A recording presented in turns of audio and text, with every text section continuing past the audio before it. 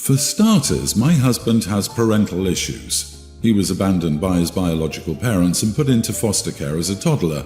He never had a stable home as he was bounced around different families until he turned 14, then spent 4 years in a group home. When we met, my family took to him very fast. He and my mother, 54, specifically developed a close relationship. For Mother's Day last year, he gave my mom a card and wrote a message thanking her for treating him like a son. He said she was the mom he had always dreamt about having. It was sweet.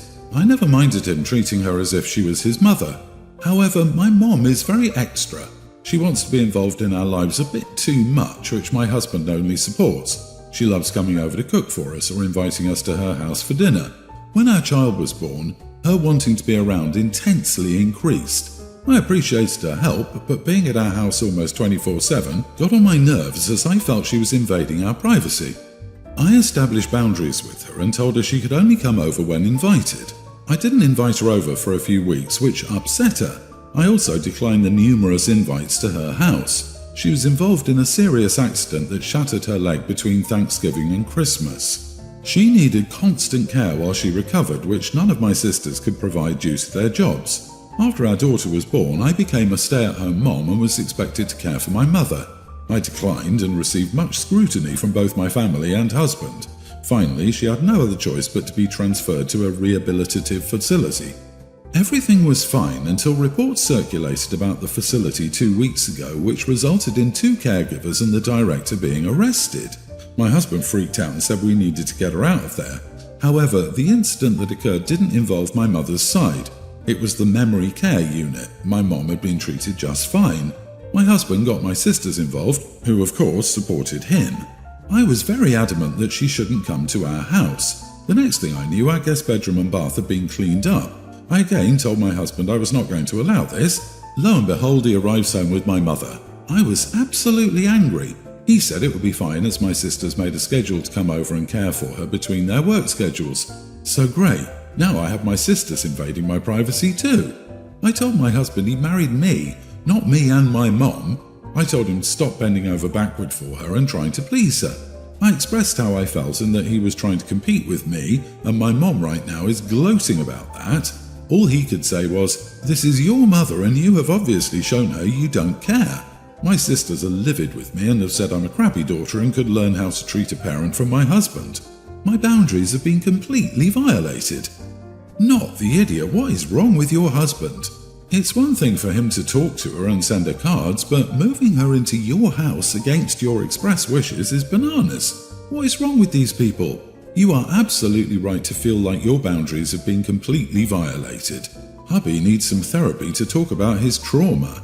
I totally understand that it makes his inner child happy that he finally found a mom, but this kind of compensation for the lack he experienced is only helpful and healthy to a certain degree, and at this point, he damages you and your relationship for the sake of being a good son to your mother. He is absolutely the idiot for bringing your mother into your house without your permission. Your sisters are also idiots for judging your daughterhood while they can hide behind their jobs and other excuses why mom isn't at their house. But you're telling him apparently isn't going to do you a whole lot of good. All I can suggest is that you focus on caring for your child and absolutely do no more than 25% of the care for your mother, with sisters and hubby doing the rest. Can you please explain why OP has to do no more than 25% of the caring when in fact she should be doing 0% of the caring? She doesn't want her mother there. She told her husband not to bring her there. He went against her wishes and did just that. OP, sit him down and tell him you will not have your privacy invaded, and if she's not out in 7 days, you'll be taking the baby and going to a friend's house. I, 34 female, have 3 kids. A young male, a male preschooler, and a female toddler. We live in a 3-bed, 2.5-bath condo, and we have my sons in one room and my daughter in another. We also have a loft area with 2.5 walls. One side has a wall maybe 3.5 or 4 feet tall, and the other side is open. I have a half-sister, tween, that needed a place to stay. She was in an emergency foster home and either my husband and I had to take her in or she had to go to a foster home. We've never met her. I didn't even know she existed, but I didn't want her to end up in foster care, so we took her in. My husband wanted her to share a room with our daughter, but I thought living with strangers was hard enough for her and she'll need her own space. We ended up moving our daughter into our son's room, but that didn't work out well. Our daughter can't sleep without a sound machine and night light, and the boys can't sleep with them. They also have different bedtimes. Putting the boys to bed always woke her up. My husband wanted to put her back in her old room, but I didn't think that would be a good situation for either of the girls. I ended up moving her bed into the loft, and her clothes changing table are in my room. The half wall is too high for her to climb, her toys were already there, and we can put a divider or curtain there if it becomes a long-term thing. My husband came home and saw this and was furious that I moved our daughter into the loft instead of letting her share a room with my half-sister. That was around 3 weeks ago. My daughter is fine in the loft. I painted it for her, got some princess wall decals, and organised the toys to leave more room for her bed and everything else I brought from her room. To say my sister isn't adjusting well is an understatement. She's tried to run away twice and she had a breakdown and destroyed everything in her room last week. My husband has mentioned calling the social worker and sending her to a foster home since she got here. However, the past few days have been better. I haven't had to pick her up early from school this week, she's leaving her room for meals, and she's starting to talk to me. My husband still thinks this isn't working out. He refuses to let our daughter stay in the loft and says my sister shouldn't be around the kids. I told her if he sends her to a foster home after she's just starting to feel comfortable here, the kids and I are leaving. We've been arguing again because he wants to send her to a home, and he actually said part of the reason is that he wants to get our daughter back into her room. He got his family calling me a bad mom for prioritising some random girl over my kids. Am I the idiot for putting my daughter in the loft to make room for my sister and not sending her to a foster home? You are the idiot. This affects your whole family, and it sounds like you made the decision lightly and without talking to your husband about it. Her presence and behaviour will affect your kids. She's essentially a stranger to everyone, and you have small children. That makes me super uncomfortable. She sounds like she needs way more emotional and behavioural support than typical. Here is a very short list of situations where you can threaten to take your kids and not be the idiot. This isn't one. You are making unilateral decisions that affect him and your children, and you don't get to do that. His concerns are valid. If she is destroying her belongings, trying to run away and having breakdowns, she needs intensive therapy, and I would worry about the safety of a toddler around her. Why isn't the half-sister in the loft room? It would be safer for a pre-tween than a literal toddler. Generally, CPS requires foster kids to have a room with a door lock they, the child, could control. But a toddler should never be in a loft unsupervised. Since her toys were already there, it sounds like she may have had unsupervised loft time before this incident too. So instead, the toddler should be in the parents' room while they search for a new place to live. OP, your intentions are sweet, but your priorities should lie with your husband and your kids. My 29 wife, 27 and I recently had our son. My wife was diagnosed with postpartum depression about 2 months ago, and it's been hard trying to manage for both of us.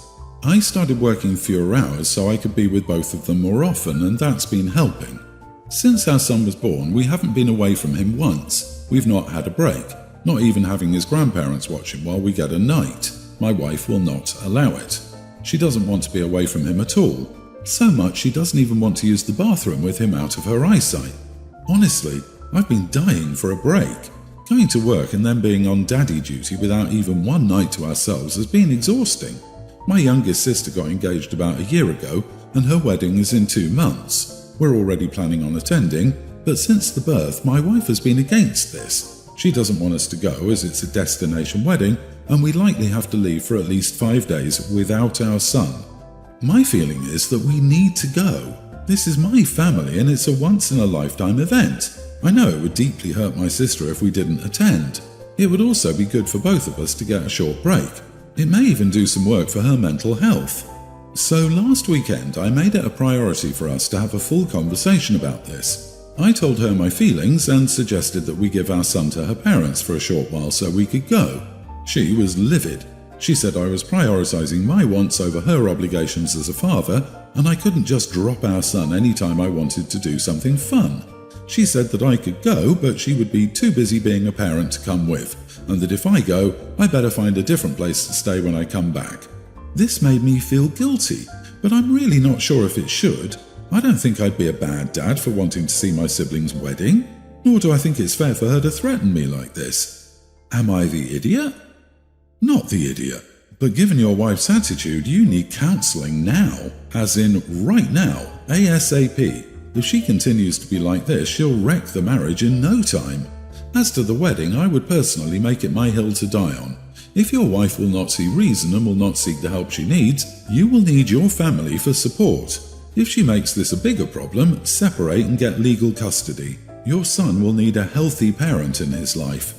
You are the idiot. 5 days is a long time for a new mother to be away from her child. My wife would never agree to this, although she wouldn't have yelled at me about it. There are so many fears with the first child, and to go from constantly together to nearly a week apart is probably too much for her. Leaving her on her own for 5 days is rough.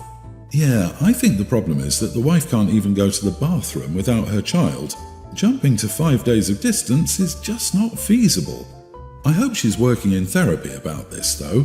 Not being able to separate for 30 seconds from the baby is not only bad for her, but it will massively screw up the kid. My wife, 41, and I, 43 male, have been married for 15 years and have 3 kids, 20, 18 and a teen. We have some money saved up for all 3 of our kids to continue their educations. This money is not put in specific education accounts. Still, we've always told our kids that this money is for continuing their education in whatever form they want. We're encouraging college since neither my wife nor I have college degrees and wish we could have gone that route. But we've also told our kids if they want to pursue a different educational option, we'll help them with that too. Our oldest is currently finishing up a program at a community college and has an internship which will turn into a job offer immediately after she graduates. However, she still lives at home and we don't ask for any financial contribution for her as she plans to move out when she gets a job. Our 18-year-old is in her senior year of high school, and although she's applied to and been accepted to 3 colleges, she recently told us that she doesn't want to go that route. She told us she wanted to start her own business doing photography. She asked if she could use the money we saved for her education as a jump start to get her business started. We explained to her that the money we saved has always been for education, not anything else. I told her that we would support her in whatever she wanted to do after high school, but that didn't mean we would financially support her. I told her that starting a business is hard, and that many people who know more than she does about business fail. I suggested she go the route of her older sister and find a community college that offers photography and business classes if she doesn't want to attend a 4-year school. She said she doesn't want to go that route because she'd rather get her business started immediately, and that the money we save for her would be a huge head start for her to use for marketing and equipment. I told her she was free to make any choices she wanted. If she goes that route, then we will not financially support her. If she wants to continue living at home, then we might have to discuss her contributing financially to the household as an adult. I told her this would likely be a token amount to help with housing, food and utilities. She now thinks I'm a huge idiot and that I'm playing favourites with her older sibling because she's pursuing a path that I approve of. She said I'm punishing her for wanting to go her own route in life rather than adhering to one that we'd already laid out for her. I explained that she knows that money has always been for education, not as a lump sum to be used however she wants. I told her that we would support whatever decision she wants to pursue, but that doesn't mean we have to financially support it. My wife is on the same page as me, but thinks we should give her a portion of the money to start her business. Not the idiot. Starting your own business at 18 with no real training or even business classes is a recipe for disaster. Just giving her that money now, straight out of high school, would be a colossal mistake because this money was intended to set her out on a great start in life, and this won't do that. Photography business? Do you mean the thing anybody can do with their iPhones these days? Your daughter that wants to start a photography business doesn't even know what she doesn't know yet, and even a certificate in entrepreneurship or small business would be useful. It's not all unicorns and rainbows. I think your offer for photography and business courses is amazing. It's a flooded industry and she needs to learn how to stand out. She wants to be an adult and start a business instantly without learning the ins and outs of running a business. She may be about to find out how tough it really is. It's your money and you decide how it's spent. My 26 female little brother 21 lives in another state for school, but he came back home for a week to visit everyone. He was staying with our mom, our childhood home. About an hour ago, I got a call from my mom instructing me to tell my brother to come home because she needed him to put together the TV stand for her. even though he told her he would do it tomorrow. My brother went on a date with a nice girl that he started dating before he left for school. He came over to my house earlier to borrow my car for the date because he didn't have one, so my mom assumed he was back at my house. I informed my mom that my brother was still out and asked if he was supposed to set it up tomorrow, to which she replied, "Yeah, but I changed my mind and want it up now. So your brother needs to come home now. What is he even doing on a date for 3 hours? Having intimacy? He better not be having it with that girl."